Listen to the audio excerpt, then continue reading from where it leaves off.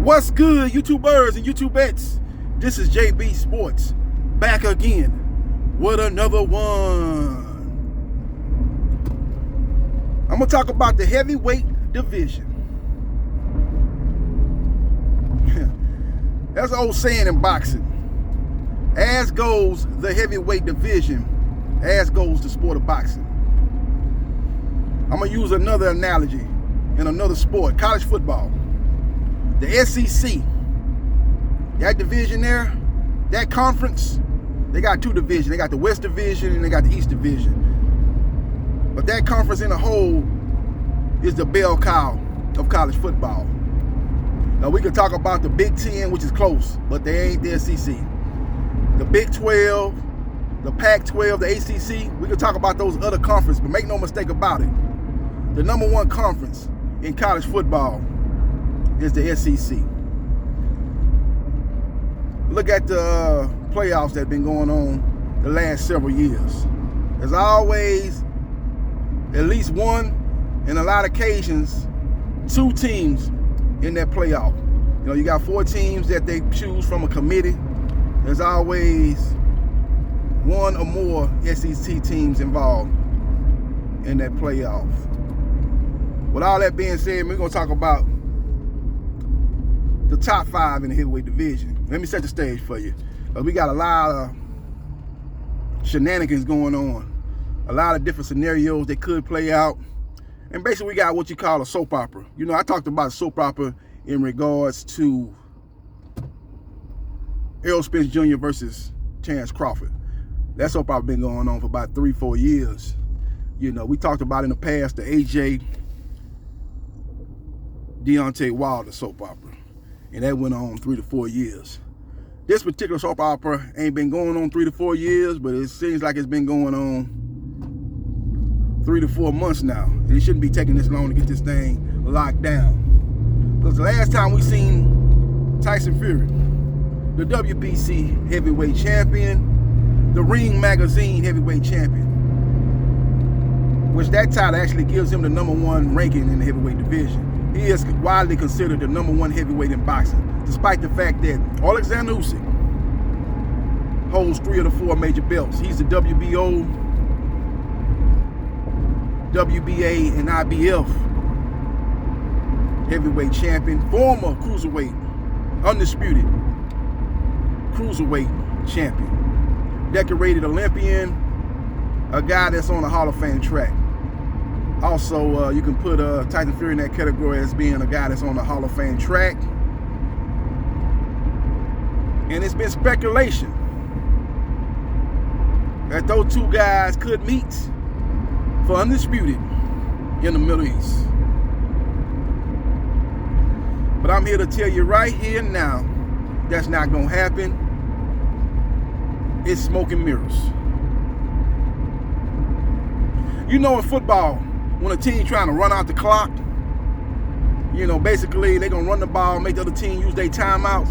Therefore, if they get a first down, they can run the clock out and go home with the dub. That's basically what Eddie Hearn is doing. You know Eddie Hearn, y'all, don't you? The Quincy Jones of boxing promoters, always in the video. See, Eddie Hearn does a lot of these interviews, and when you do so many interviews that he does, you know, in some of them interviews, he tells on himself. And he's done that plenty of times. And a lot of times what he put out there is propaganda. You just got to sift through the BS and really see the angle that he's trying to play. In this particular situation, he's been basically on the outside looking in the negotiations with Dillian Whyte, who's looking for his much long overdue, according to many UK boxing fans, long overdue WBC heavyweight title shot versus the Gypsy King, Tyson Fury, who's also the lineal heavyweight champion. Now, Bob Arum, promoter of Top Rank Boxing, Frank Warren, promoter Queensberry Promotion, are in direct negotiations with an immediate member of Team White. What people might not know, because they kind of assume this, they think that Eddie Hearn has a contract with Dillian Whyte. That's not the case. Dillian Whyte is basically on a fight-by-fight. He basically deals with Eddie Hearn on a fight-by-fight basis. So he don't have any kind of contractual obligations with Eddie Hearn. It ain't like he got a 4 or 5 fight deal with Eddie Hearn, where Eddie Hearn is going to negotiate his next 4 to 5 fights. He's going to be the lead representative. He's going to set the stage and pretty much guide Dillian Whyte's career for the next 4 or 5 fights. That's not the case. Unlike the contract that he had with Anthony Joshua, where he's directly involved in any negotiations involving Anthony Joshua. That's not necessarily the case with Dillian Whyte. Now Dillian Whyte can White can ask him to to lead his negotiation. He can take over for his negotiation for a particular fight. He can request that, and Eddie Hearn could accept that and on Dillian Whyte's behalf negotiate a fight. But Dillian Whyte said, "Nah, we're not gonna do that. I want y'all to, that being Bob Arum and Frank Warren, I want you guys to talk to my manager, or talk to whoever's advising me that's on my team. I want you to talk directly to them." And that's what's really going down right now. I don't know if it's Dean Whyte, Dillian Whyte's brother, or maybe Dillian Whyte's manager, but Bob Arum and Frank Ward are not negotiating directly with Eddie Hearn. But Eddie Hearn has told Dillian Whyte that, you worth this amount of money, you shouldn't take nothing less. If they pay you this, I can pay you more if it go to purse bid. That's basically what Eddie Hearn telling Dillian Whyte, because Eddie Hearn wants the fight to go to purse bid, because he believes strongly that he will be able to outbid Bob Arum and Frank Warren, secure that fight, put that fight on the zone, put it over there in the UK, and put on one of the biggest fights in UK boxing history. That's what he wants to do. There's another angle that he think he could be successful in too, besides that way. If that don't play out, say Tyson Fury says, I'm not gonna fight on the zone. I'm gonna vacate the belt. I don't want to be part of a promotion that my promoter is not the lead promoter in, where it's gonna be a matchroom boxing operated event. It's gonna be everything's gonna be pretty much at the discretion of matchroom boxing. I don't want to be a part of that. I don't want to be put in a situation where, say that fight does go 12 rounds and it's a competitive fight. Dillian Whyte, which is the house fighter, could be in a favorable position in that type of a scenario, and Tyson Fury don't want to be a part of that. Neither does Bob Arum, neither does Frank Warren, because they don't want to be basically co-promoters in that event. But make no mistake about it, Eddie Hearn will be the lead promoter. He'll be setting the stage for the events leading up to that fight, as far as the press conferences, and he'll be the zone will basically be running that whole show. The zone and matchroom boxing will pretty much be running that whole show. And that'll be another big fight that Eddie Hearn has snatched from Bob Arum grabs. We can look back at the Teofimo Lopez, George Camboso situation. As that fight went to purse bid, Triller won the original purse bid. They had to default, whole lot of different shenanigans and a whole lot of different problems caused them to pull out of that fight. Eddie Hearn had the second highest bid, and they was able to secure that fight, and they put that fight on the zone under matchroom boxing. Bob Arum was upset about that. He felt that Eddie Hearn shouldn't have been bidding on the fight. He has no link to any of those fighters. Why would he be trying to put a fight on with matchroom boxing with fighters that are not aligned or not signed to him? He did not like that one bit, and he don't want that scenario to play out again in the Tyson Fury versus Dillian Whyte fight. And if that's the case, they vacate the belt. Dillian Whyte is elevated to WBC heavyweight champion, and he'll be mandated to face #1 contender Deontay the Bronze Bomber Wilder. And that's a fight that Eddie Hearn been salivating over for the last 3 to 4 years. Love to make that fight. But the problem with that is he has an acrimonious relationship with Al Haymon and the PBC. Well, Al Haymon and the PBC advised Deontay Wilder not to take that fight.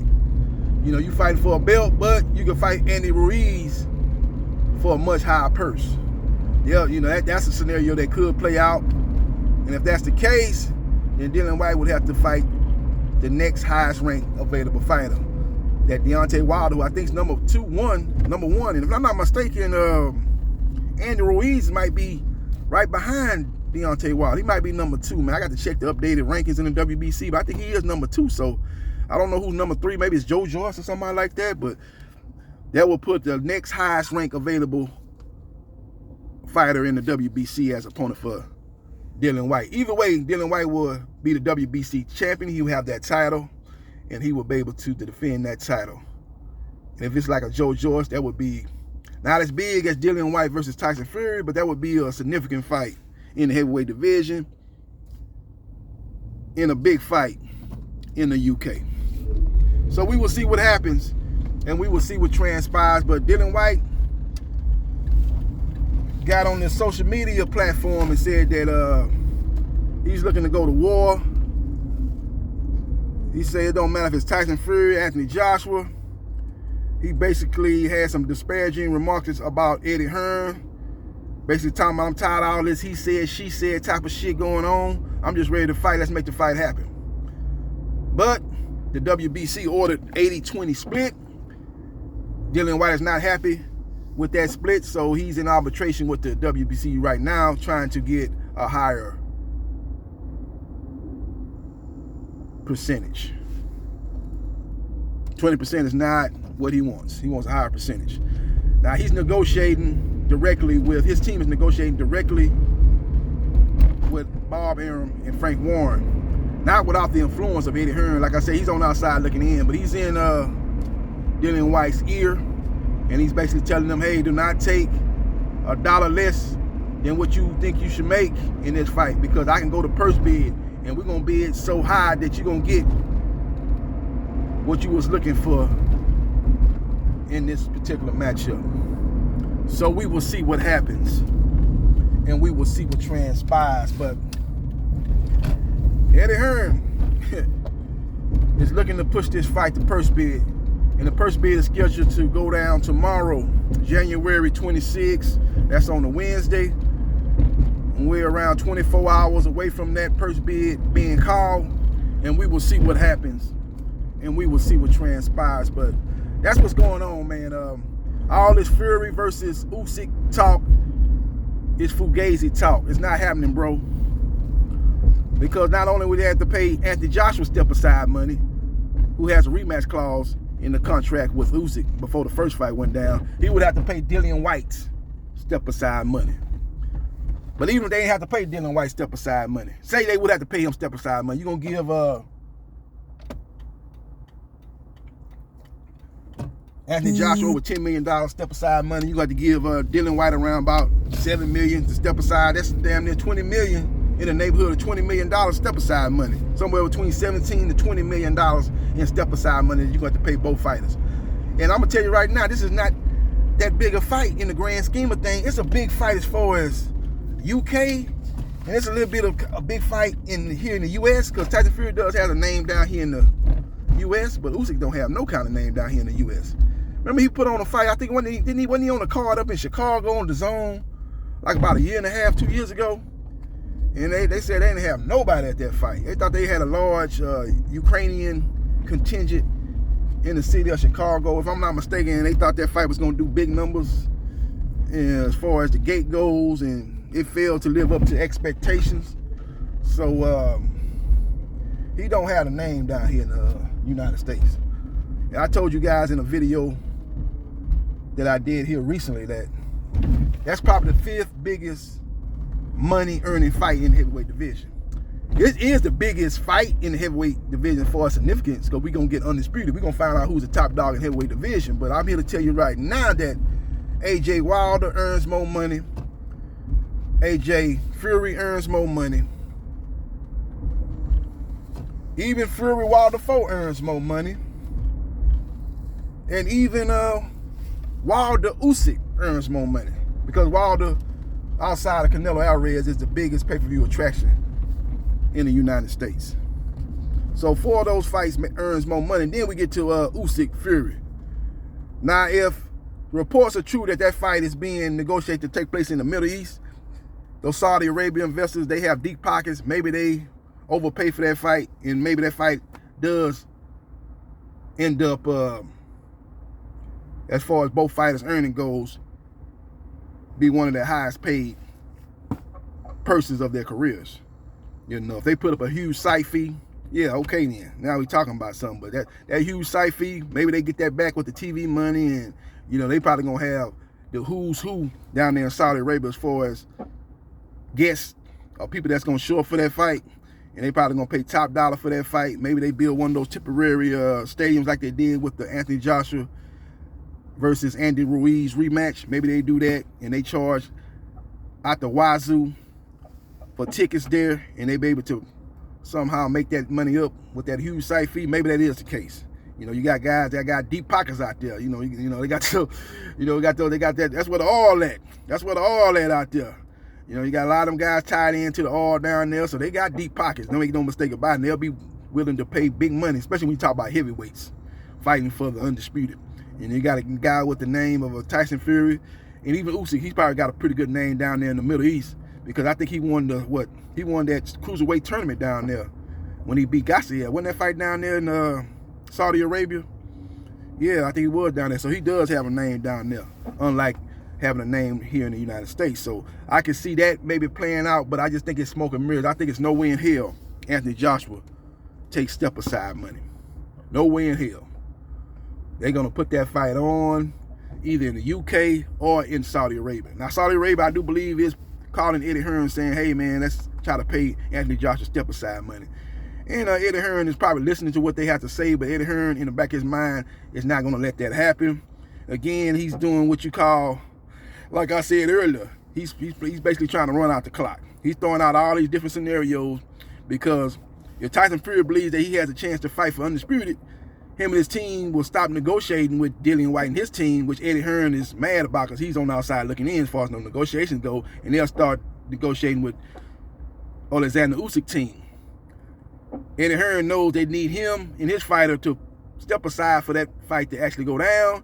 They make it look like they're going to take step-aside money, but when they get down to it, they ain't going to take step-aside money. Time runs out. Purse bid gets called tomorrow. Eddie Hearn outbids Bob Arum and Frank Warren. Eddie Hearn gets the rights to Tyson Fury versus Dillian-Whyte.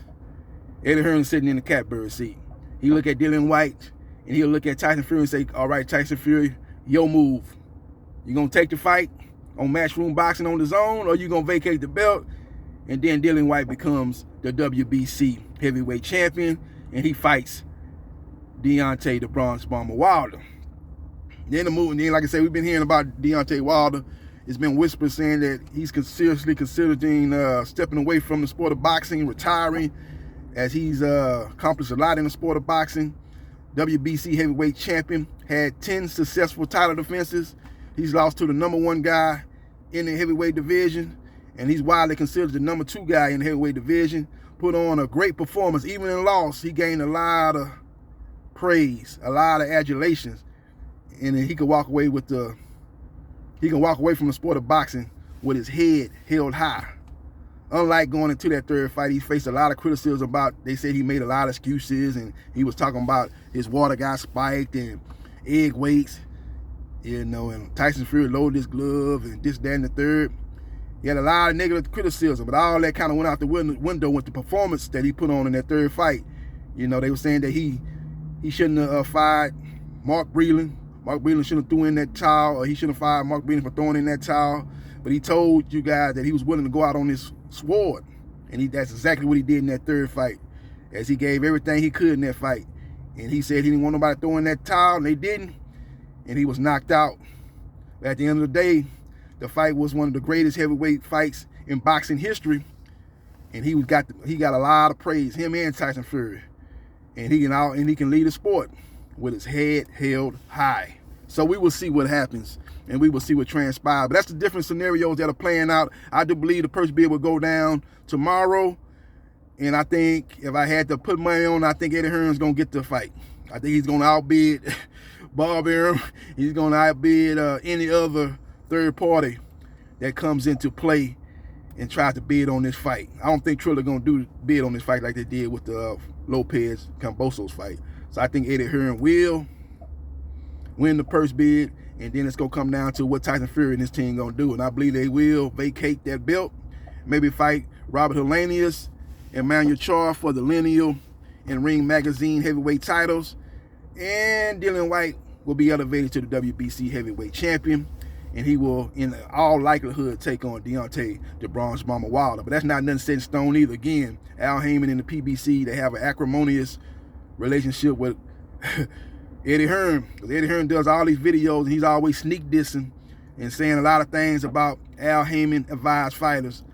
And sometimes we don't want that to come into play when you talk about negotiation and stuff like that. But everybody's human at the end of the day, and people be in their feelings sometime of the day, and people you know, they look at Eddie Hearn in not a good light, ladies and gentlemen. Things he say. You know, so you wonder why Eddie Hearn is always at odds with these different promoters. He's at odds with Bob Arum. He's at odds with Frank Warren. He's at odds with Oscar De La Hoya. He's at odds with Al Heyman and the PBC. He's at odds with Leonard Ellerby. It can't be everybody else's fault that Eddie Hearn is not getting along with these guys. It can't be all these other guys' fault. It's one common denominator in these situations when you have these guys not caring for each other, and that's Eddie Hearn. He's the one common denominator in these situations. So you got to ask yourself, is it these other people that's the people with the problem, or is it Eddie Hearn the guy with the problem? So we will see what happens. Well, I'm saying, is it Eddie Hearn with the problem getting along with people, or is it them other people that's got the problem getting along with Eddie Hearn? You got to ask yourself these things. So we will see what happens, and we will see what transpires. Let me know your thoughts about the heavyweight division and what the different scenarios that could play out. I see Tyson Fury vacating. I see Eddie Hearn winning the purse bid tomorrow, and I see Dillian Whyte being elevated to WBC champion and taking on Deontay Wilder. If not Deontay Wilder, it'll be the next highest ranked available opponent in the WBC. He'll be ordered to defend his belt. And Tyson Fury will take on Robert Helenius or Manuel Char in the UK. And Anthony Joshua will take on Usyk in the rematch. And Eddie Hearn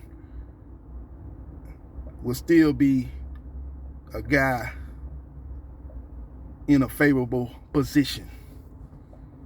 And that's not bad for a guy that's really on the outside looking in, if you really want to know the truth about the negotiations between Tyson Fury and Dillian Whyte. Let me know your thoughts and hit the like button if you like the content of this video. Share, like, and subscribe to my channel, JB Sports, the man, the myth, the legend.